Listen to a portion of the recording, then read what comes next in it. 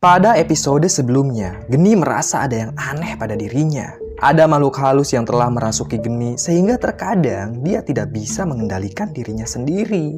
Seperti malam itu, saat Geni terdesak karena Arjuna berniat jahat padanya, Geni tiba-tiba saja berubah menjadi sosok yang sangat mengerikan. Dia memakan Arjuna mentah-mentah.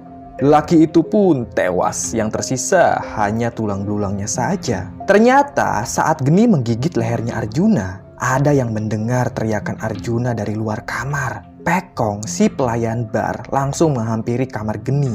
Wanita itu bingung apa yang harus dilakukannya. Sementara itu, tulang belulang Arjuna masih berserakan di lantai. Geni gerak cepat. Dia tarik spray kasur, lalu mengelap bercak darah di lantai. Dia juga membungkus tulang Arjuna dengan spray itu. Kemudian, Geni memasukkannya ke dalam lemari besar yang ada di sudut kamar. Geni berharap Pekong tidak menemukan tulang belulang itu. Sebelum membukakan pintu, Geni mengelap terlebih dahulu bercak darah di wajahnya dengan sapu tangan. Setelah bersih, ia langsung membuka pintu sambil menampakkan wajah ngantuk. Tampaklah Pekong dan seorang lelaki berdiri di depan kamar Geni. "Ada apa?" tanya Geni sambil menguap. "Maaf, tadi aku ketiduran," sambung Geni. "Arjuna mana?" tanya Pekong sambil melirik ke sekeliling kamar. "Oh, dia sudah pulang. Katanya dia puas dengan pelayananku dan akan kembali lagi besok," ucap Geni. Pekong menoleh pada si pelapor. "Sumpah, barusan aku dengar suara teriakan Arjuna dari dalam kamar ini," kata lelaki itu. "Alah, kau salah dengar kali. Arjuna sudah pulang," kata Geni. Pekong tidak mau ambil pusing. Dia malah menyuruh Geni untuk kembali melayani pelanggan di bar. Geni pun kembali bekerja seperti sedia kala. Keesokan paginya, Geni membuang tulang belulang itu ke hutan dekat pasar. Tentu saja bau anyir tulang tercium oleh koloni anjing. Para anjing itu langsung berebut tulang dan membawanya masuk ke dalam hutan. Semenjak Getok masuk ke dalam tubuh Geni, Geni selalu merasa lapar. Dan lapar itu tidak bisa hilang walaupun dia sudah makan banyak nasi. Alhasil, setiap ada lelaki yang ingin menikmati tubuh Geni, maka saat itulah Geni memakan mereka mentah-mentah. Aksi Geni sama sekali belum diketahui oleh siapapun. Hingga akhirnya nasib naas menimpa Geni. Suatu malam, Pekong memanggil Geni. Dia berniat ingin menyetubuhi wanita itu karena sudah lama sekali Pekong naksir pada Geni. Seperti biasa, Geni mengoleskan minyak ke punggungnya Pekong dan tanpa basa-basi lagi, wajah Geni berubah menjadi sangat mengerikan.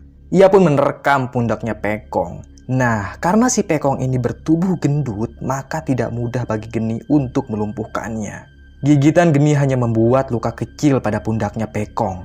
Pekong balik badan dan langsung menendang tubuh Geni sampai terpental menabrak dinding. Lalu Pekong turun dari ranjang. Dia kaget sekaligus panik saat melihat wujud Geni yang sangat mengerikan. Wanita itu mengeluarkan cakarnya yang hitam dan giginya yang sangat tajam. Buru-buru Pekong keluar dari kamar. Dia turun ke lantai bawah sambil berteriak minta tolong. Jelas saja teriakan Pekong itu membuat heboh para pengunjung bar. Mereka berbondong-bondong naik ke lantai 2 untuk melihat apa yang sebenarnya terjadi. Namun anehnya, saat mereka tiba di kamar Geni, wanita itu sudah tidak ada. Di dalam kamar itu, mereka menemukan sebuah tali yang terbuat dari untayan kain batik. Tali itu terikat ke batang jendela.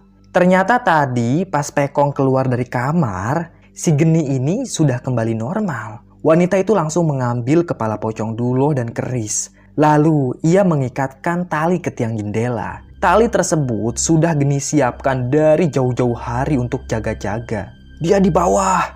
teriak Pekong sambil menunjuk Geni yang sedang lari terbirit-birit. "Kejar!" teriak para pengunjung bar. Mereka berhamburan keluar bar dan lari mengejar Geni. Wanita itu hilang arah.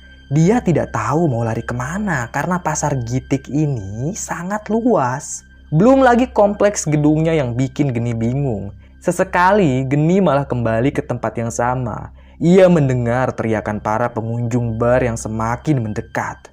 Keringat membasahi wajah Geni. Tangan kanannya menenteng keris, sedangkan tangan kirinya menjinjing buntelan yang berisi kepala pocong Duloh. Ia berhenti sejenak. Napasnya ngos-ngosan. Geni menoleh ke sekeliling. Dia bingung mau lari ke arah mana.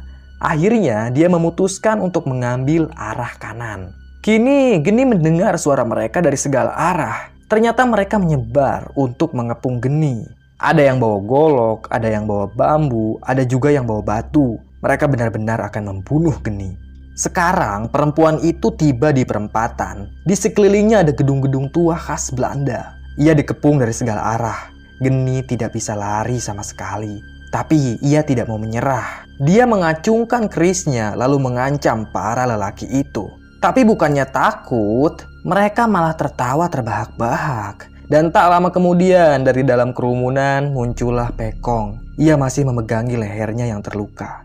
Kalian jangan gegabah. Wanita ini sangat berbahaya, ucap Pekong pada rekan-rekannya. Di saat terdesak seperti itu, tentu saja getok dalam tubuh Geni meronta-ronta. Ia berteriak, matanya merah menyala. Wujudnya sangat mengerikan. Semua orang di sana bergidik ngeri saat melihat wujud Geni. Makhluk apa itu? Tanya seorang lelaki pada Pekong. Aku tidak tahu.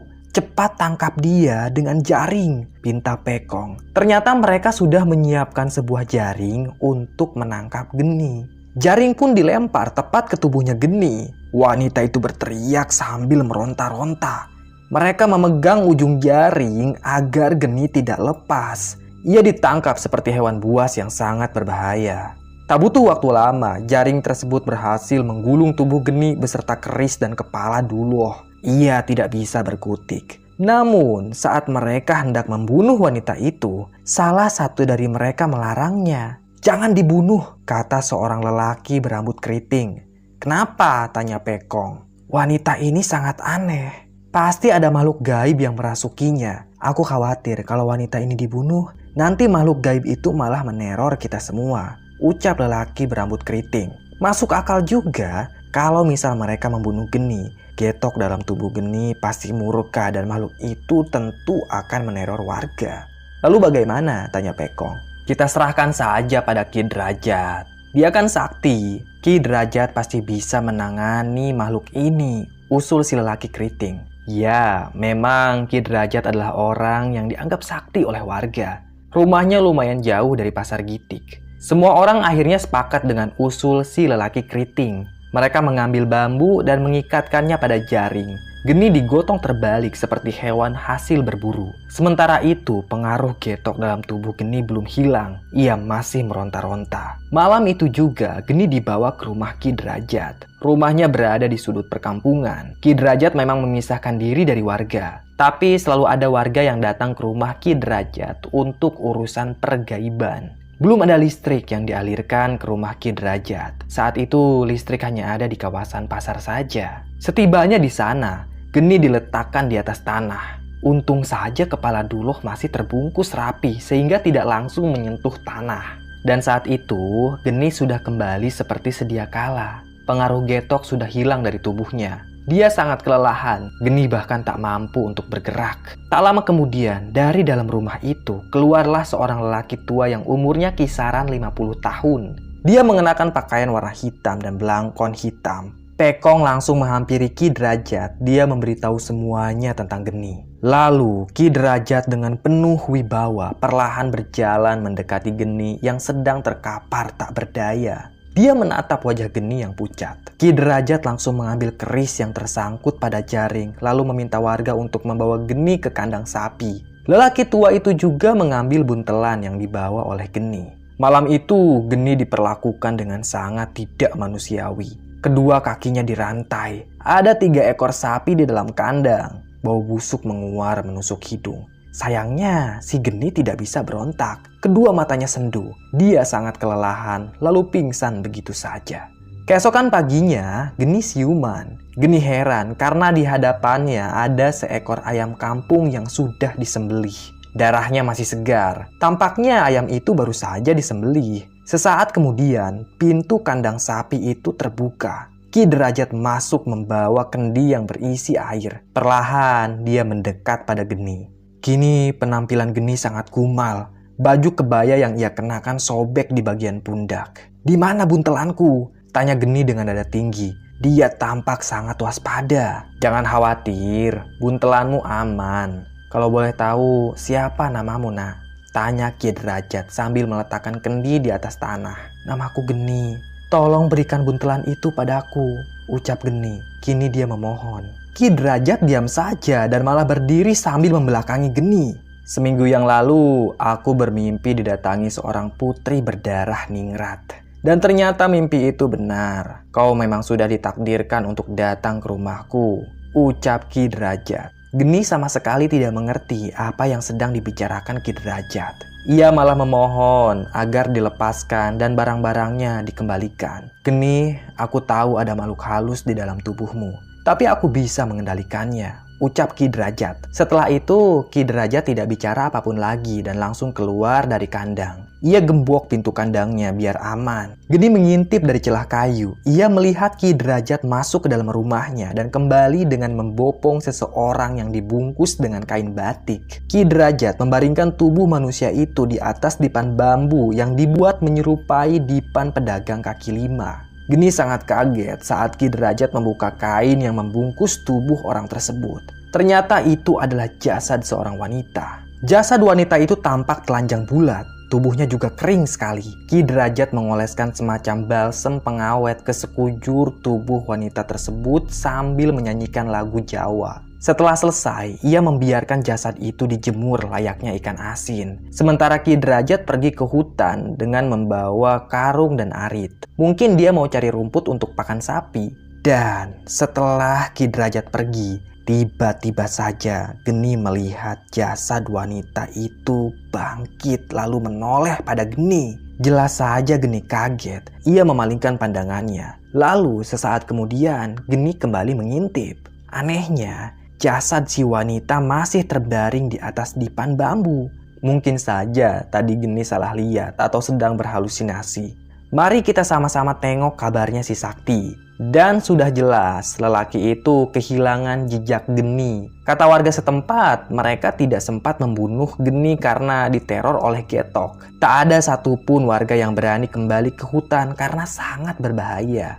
Sementara Sakti menemukan seutas tali yang tergeletak di bawah pohon besar, juga tumpukan kayu bakar yang masih utuh. Dengan temuannya itu, sudah dapat dipastikan kalau Geni masih hidup. Sakti pun berkelana dari desa ke desa untuk mencari keberadaan Geni. Namun ia tidak menemukan petunjuk apapun. Hingga akhirnya Sakti tiba di Pasar Gitik. Malam itu Sakti masuk ke dalam bar. Ia memesan tuak pada Pekong. Dan saat Pekong membalikan badannya, Sakti melihat ada bekas luka gigitan yang sangat parah. "Pundak kau kenapa?" tanya Sakti. "Digigit si Geni. Dia wanita jadi-jadian yang pernah kerja di bar ini," ujar Pekong. Seketika saja Sakti tersentak. Itu pasti wanita yang ia cari-cari. "Apakah wanita itu bawa buntelan dan keris?" tanya Sakti dengan penuh semangat. "Iya, dia selalu membawanya," jawab Pekong sambil menyodorkan sebotol tuak. "Di mana dia sekarang?" "Aku sedang mencarinya," ucap Sakti sambil berdiri. "Dia ada di rumah Ki Derajat," jawab Pekong dengan santai. Saat itu juga Pekong memberitahu lokasi rumah Ki Derajat. Buru-buru Sakti keluar dari bar dan pergi menuju rumah lelaki tua itu. Berkali-kali Sakti berhenti di pinggir jalan. Dia bertanya pada warga setempat karena memang lokasi rumah Ki Derajat sangat tersembunyi. Adanya itu di ujung perkampungan. Setibanya di sana, Sakti melihat sebuah rumah gubuk yang di depannya tertancap 2 obor. Perlahan Sakti menghampiri rumah itu dan mengetuk pintunya. Tak lama kemudian, pintu rumah pun terbuka. Muncullah Ki Derajat. "Siapa kau?" tanya Ki Derajat. Wajah Sakti memang tampak asing. "Nama saya Sakti, Ki. Maaf ganggu Aki malam-malam begini. Saya mau tanya, apakah Geni ada di rumah Aki?" tanya Sakti. "Apa keperluanmu dengan Geni?" tanya Ki Derajat. Sakti langsung menjelaskan kalau Geni adalah dukun santet yang sangat berbahaya. Wanita itu sedang menuntut ilmu hitam dan membawa kepala pocong. Namun Ki Derajat tidak menimpali penjelasan Sakti. Lelaki tua itu malah menyuruh Sakti untuk masuk ke dalam rumahnya. Tentu saja Sakti nurut. Kali ini dia harus hati-hati karena kata warga Ki Derajat punya ilmu kegaiban. Sakti duduk di atas kursi kayu yang sudah reot. Sementara Ki Derajat beranjak menuju dipan bambu tempat mayat wanita dibaringkan. Sakti lumayan terkejut saat ia tahu kalau di rumah ini ada mayat yang sudah mengering. Ki Derajat mengayunkan piring berisi menyan yang sudah dibakar. Asap mengepul tepat di atas mayat perempuan itu.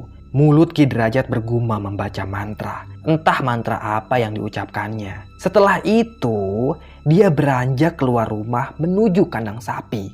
Dan terdengarlah suara Geni berteriak kesakitan. Sakti ingin menghampirinya, tapi dia tak punya nyali. Dia masih bisa menahan diri dan tidak mau macam-macam dengan Ki Derajat. Tak lama berselang, Ki Derajat kembali dengan membawa semangkuk darah. Ia kucurkan darah itu ke mayat perempuan. Ritual pun selesai, tapi tak ada hal aneh yang terjadi pada mayat tersebut. Dia tetap terbaring kaku di atas dipan bambu. "Itu mayat siapa, Ki?" tanya Sakti dengan sangat hati-hati. "Istriku, dia meninggal digigit ular weling 3 bulan yang lalu," jawab Ki Derajat. Dilihat dari tampangnya, wajah Ki Derajat ini sangat khas orang Jawa. Dia punya kumis tebal yang menambah kesan sangar. Sakti tidak terlalu peduli dengan apa yang sedang dilakukan Ki Derajat. Yang penting bagi Sakti sekarang adalah mendapatkan kepala pocong duluh. Ia harus segera membawa kepala pocong itu ke hutan Gantarawang. Sakti pun terus terang pada Ki Derajat. "Ki, sebenarnya kedatanganku ke sini untuk mengambil kepala pocong. Apa Aki menyimpannya?" tanya Sakti. Ki Derajat pun mengangguk. Kemudian dia menunjuk dinding dekat pintu. Tampak kepala pocong Duloh menggantung di sana. Dan saat Sakti melihat kepala pocong itu, dia benar-benar tak bisa lagi menahan kesabarannya. Sakti pun bangkit dan hendak mengambil kepala pocong Duloh. Namun Ki Derajat memegang lengan Sakti. Lelaki tua itu menggelengkan kepala. "Ki, kepala pocong itu sangat berbahaya. Aku harus segera membawanya pergi," ucap Sakti. "Kepala pocong itu sudah jadi milikku," kata Ki Derajat. Sakti menggibaskan genggaman Ki Derajat. Kini dia tidak punya pilihan selain melawan lelaki tua itu. Sakti pun mengeluarkan golok yang ia cangkolkan di pinggangnya, lalu mendorong tubuh Ki Derajat sambil menodongkan golok ke lehernya. Ki Derajat juga tidak tinggal diam. Dia meraih pisau kecil di atas dipan, lalu menodongkan pisau itu tepat di kemaluannya Sakti. "Pergi atau kupotong kemaluanmu," kata Ki Derajat. Saat mereka berdua saling ancam, tiba-tiba terdengar bunyi ledakan dari kandang sapi. Kandang itu terbakar. Sakti dan Ki Derajat kaget. Mereka berdua lari keluar rumah. Dan saat itulah tampak Geni sedang berdiri di depan rumah Ki Derajat. Kedua matanya merah menyala, rambutnya amburadul, dan kedua tangannya mengeluarkan api yang sangat menyala-nyala. "Braja Musti," ucap Ki Derajat lirih. Dia melongo saat melihat ajian Braja Musti milik Geni. Bersambung.